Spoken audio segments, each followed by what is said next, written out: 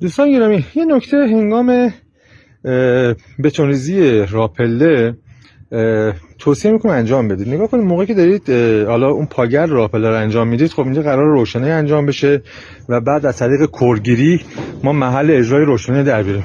توصیه میکنم مثل لوله هایی به این شکل توی قالب قرار بدید، اون مرکز راپله به این صورت.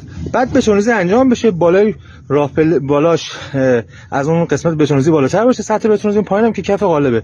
موقع قالب باز میکنه این لوله اینجا میمونه به عنوان یک غلاف جهت عبور لوله برق. دیگه نیاز به کورگیری ما نداریم که بخوایم کورگیری انجام بدیم اینجا. و مثلا توی ساختمانی که ما 7 سقف داریم و معمولا میخواد 2 تا چراغ توی راپله اجرا بشه، 14 تا، خب 14 تا کورگیری کمتر میشه. الان قیمت کورگیری فکر میکنم هر کوری که بخوام بزنم حدود 300,000